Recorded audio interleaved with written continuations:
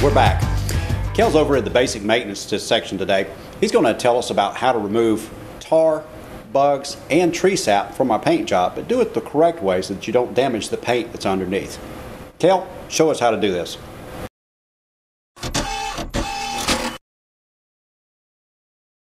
Three elements that are enemies to your paint are bugs, tar, and sap. These three things can destroy a paint job, and mainly what happens, the reason why they do that is you leave them on too long.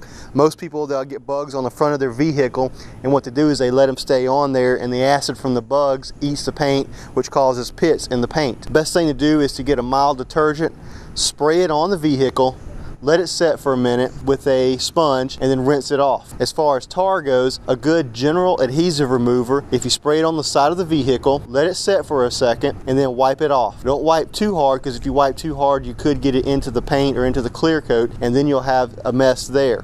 When it comes to sap, what you want to do is, with the same general adhesive remover, what you do is you spray it over the sap, let it set for a minute, then come back with a rag and wipe it off. Now depending on how long it's been on there, it may take a little while. If it's fresh, it'll come right off. If it's been on there for 6 months, it'll be very difficult to get off, and it might even leave a little stain on the clear coat. So be careful with that. You don't want to go too hard, because if you go too hard, then what you'll do is you'll actually burn it into the paint and damage your paint.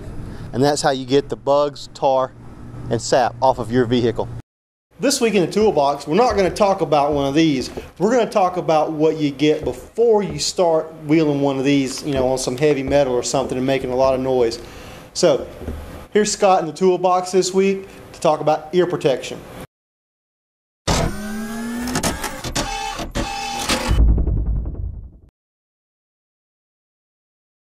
You're right, Cale. Most of us gearheads, we don't think about our hearing. We'll go out and beat on metal, use the Sawzall like you showed earlier, any number of things, and never think about what's going to happen 20, 30 years from now. And if you're like me, I want to keep my hearing. And I found the Sound Gear. You can get these at Dr. Tubertini's office of Ascent Audiology in the Fairhope office.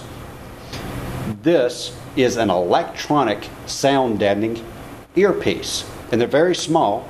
They slip into your ear, and they have a small microphone that then it blocks the decibels above a certain range so that an impact or heavy metal sound, then the speaker that's on the other side of the device only lets past a certain amount of the sound. And the neat thing about this is you can be beating on metal 1 minute, be completely protected, and the next minute someone can walk up to you and you can talk in a normal tone and you'll be able to hear them. It's a wonderful device. It's a fraction of the cost of what actual true hearing aids are going to cost you down the road if you don't get a device like this. So call Dr. Tubertini at the Ascent Audiology in Fairhope, Alabama, and ask him about how this product can help you. They're also endorsed by the NRA. So for you shooters, this is the deal right here. Back to you, Cale.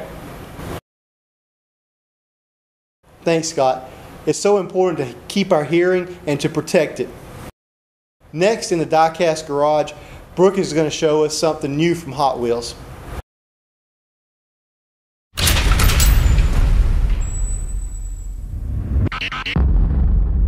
Thanks, Cale. Do you like Indy Cars? Well, this week we're going to take a look at Hot Wheel Racing's 2012 IZOD Indy Car Series.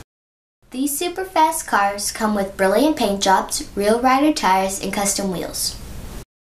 These cars are only available for a limited time, so get yours before the race is over. Hey, for the record, my favorite one is the pink one. Back to you, Cale. Thanks, Brooke. That Indy Car series looks really cool, and a lot of us like those cars, so let's get those and put them in our collection. All right, when we come back, we're going to the back door.